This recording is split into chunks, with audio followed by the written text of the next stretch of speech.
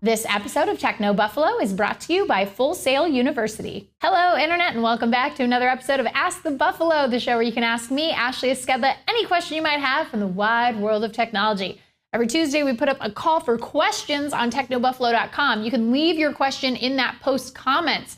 Otherwise, you can send them to me any time of the day or night at TechnoBuffalo or at Ashley Esqueda on Twitter. Just use the hashtag AskTheBee so I can see it and usually answer between 3 and 5 questions every episode. Let's get answering. This is Ask the Buffalo.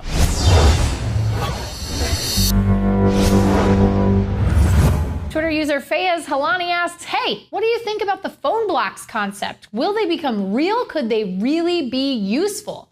Thanks. Well, I think PhoneBloks is a really nice idea. I think idealistically, yes, it would of course be great to sort of put together your phones and have this sort of motherboard in the middle, and then you sandwich everything together with your favorite parts. Idealistically, great idea. Unfortunately, I think realistically, it's not exactly a great plan, because here's a couple of hurdles that you're gonna have to get through. You're gonna have to get through OEMs making parts for this. So let's say you want a Lumia camera. So well, now Nokia has to make a camera that is compatible with that.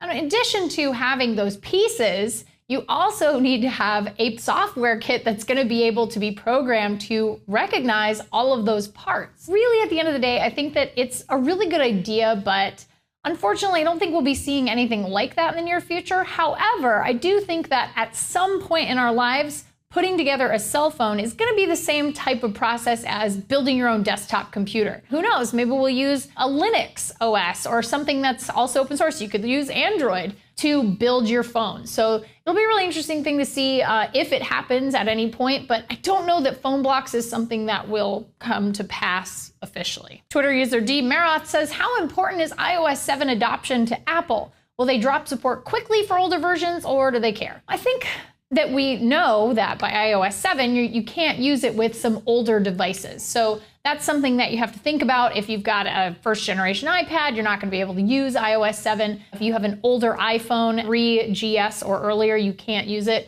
But then again, the thing is to move forward, I think Apple and every other OEM, whether it's Android, Windows Phone, or other, understands that at some point you have to drop older supports. So, for example, with the Xbox, a lot of people were really upset that it doesn't support backwards compatibility. But on that same note, don't we want to move forward? I mean, it's a sacrifice to be made, but at the end of the day, I would rather go forward and have more bells and whistles and amazing things on the device itself, as opposed to saying, okay, well, I can play my old games on this, when you remember that the Xbox 360 is almost 10 years old. So I don't think iOS 7 adoption is that important to Apple. I mean, obviously they've already surpassed the most recent version of Android adoption just because it's easier for them to push that update. I think they just say, hey, here's the software, take it or leave it. Daniel asks, what are some good prepaid cell phone plans? I'm starting to price smartphone plans, which is hard because I'm not on a family plan. Just wondering what you recommend. Thanks. My recommendation is actually something that I've recommended quite a few people recently. T-Mobile actually has a prepaid plan. It's kind of hidden on the website. $30 a month. You get a lot of data. You get unlimited data. It's a whole bunch of data, or up to, I think it's like up to 5 gigs before they start throttling you. And it's $30 a month and you get like 100 minutes.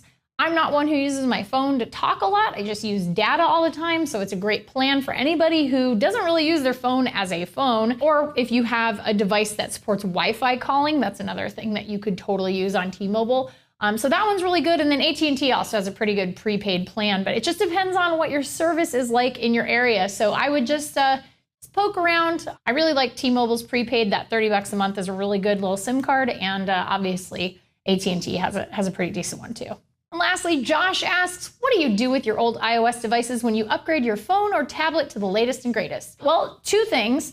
If it's really recent, for example, the iPhone 5S, I will be picking up, or I've already picked up at this point in the game, hopefully, fingers crossed. I sold my iPhone 5 to somebody on Craigslist. Put it up on Craigslist, sold it, same day, super easy.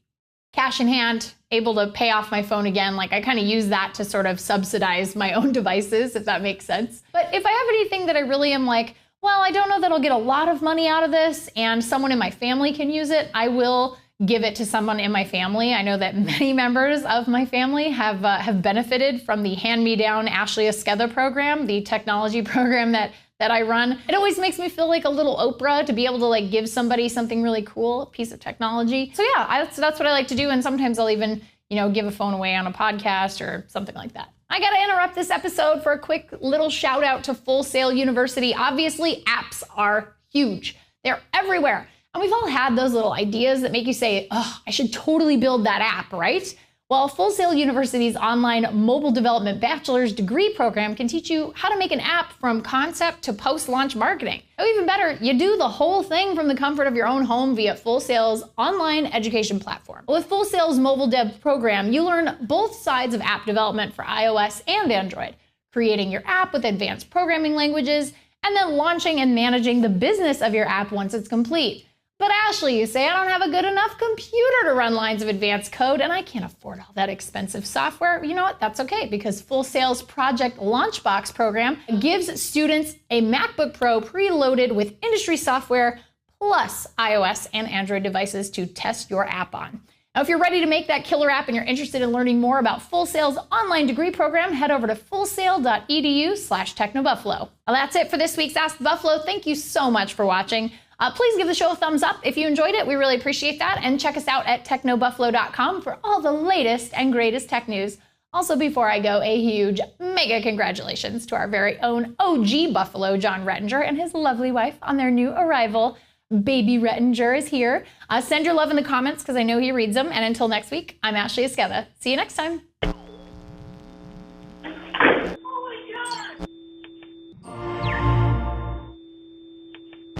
Hey guys, Ashley here. Just wanted to let you know that if you liked what you just saw, we've got 2 other shows that go live every single week. Rettinger's Rants, where John totally goes nuts about issues that bug him across consumer technology, and Rumor Roundup, where he tells you all about the best rumors in the world of tech.